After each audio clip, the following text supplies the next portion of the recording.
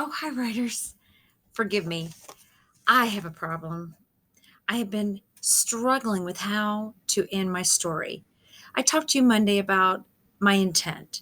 Do I want to make my story an LOL story about me landing in the puzzle? Do I want to make it a feel sorry for me story because I'm drenched and cold and have to teach soaking wet? Do I want to make it a story that's beautiful and focus on the sparkling buildings at the University of Notre Dame? I don't know.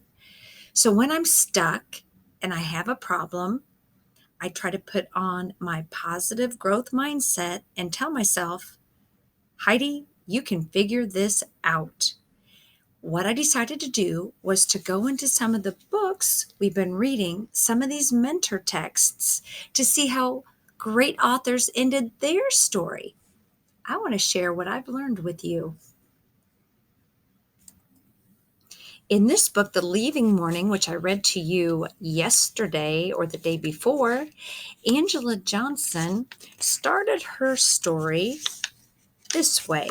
She said, "The leaving happened on a soupy, misty morning.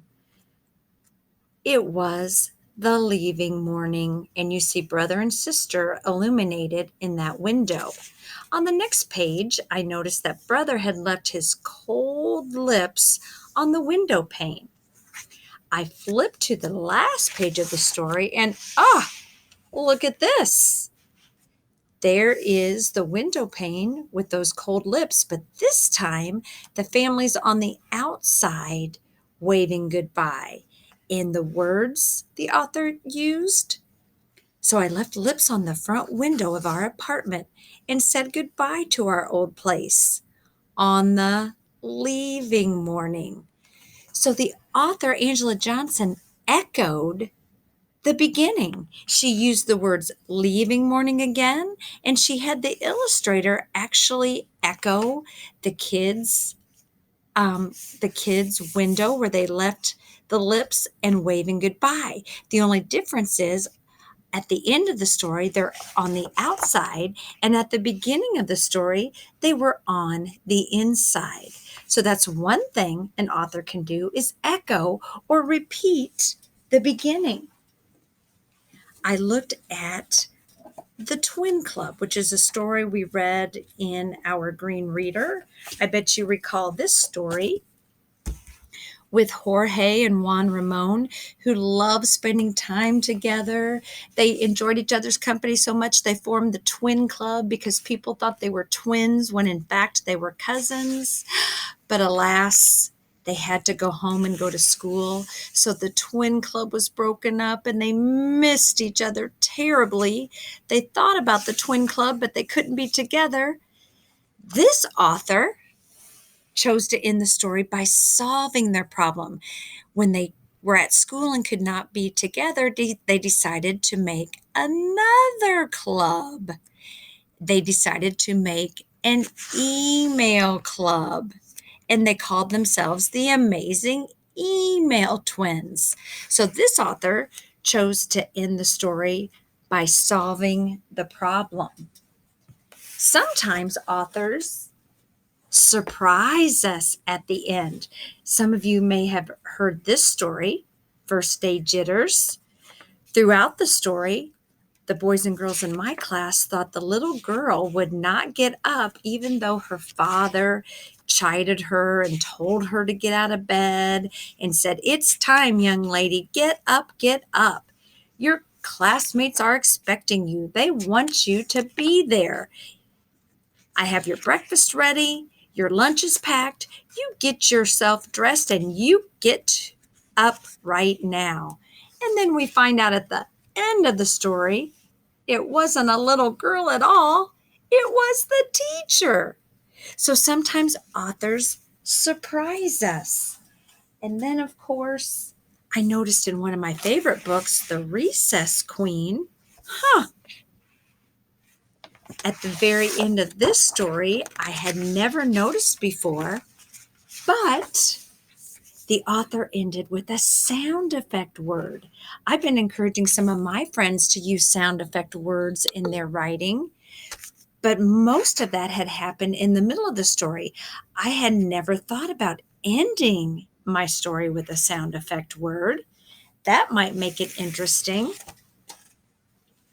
And then, of course, our mentor text, one of our favorites. I really looked at this one a long time.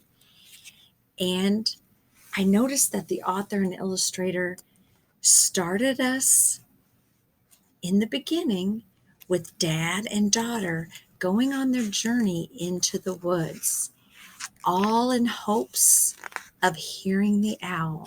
And they searched and they called and they stayed quiet until finally, they saw that owl with its great wings and they stared at that owl. And then at the end of the story, there they go, back toward the farmhouse. So this story, like the leaving morning, kind of comes full circle.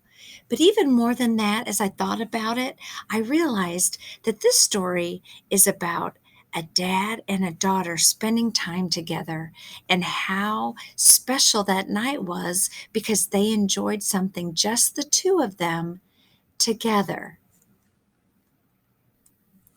I made this chart, boys and girls, and maybe this will help you as you think about crafting or writing your ending. You could bring the story full circle like Jane Yolen did in Owl Moon, where they started on their journey through the woods and then they came back after successfully finding the owl, bringing the story full circle.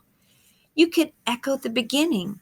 Like in The Leaving Morning, the author started with the words "The Leaving Morning" on the first page and ended with the words "The Leaving Morning." That's called echoing, or starting and ending with the same words. You could have a story that solves a problem. Like in Mean Jean, the Recess Queen, she finally got a friend. Or like in the Twin Club, when they decided to be email twins when they couldn't be at Grandma's house together. And then bringing out the meaning. Why was your story important?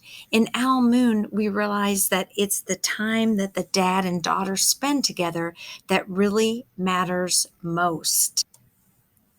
As writers, boys and girls, you get to decide how your story ends.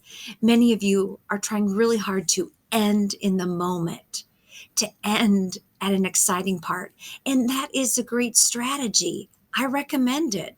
But maybe you want to even think further about making your ending as powerful as your beginning. If you're starting out with action and talk, maybe end your story with action and talk. Maybe you want your story to come full circle. Maybe you want to echo the beginning. Look at the words you started with. Could you repeat them at the end? Would it make sense? Or maybe it's really important to you that you bring out the meaning in your story, that you leave people with a warm feeling or a happy feeling. Maybe you just want to solve the problem. Writers, I challenge you to go reread one of your stories and think about the ending. Is it as strong as your beginning? Could you make it better? Time to write.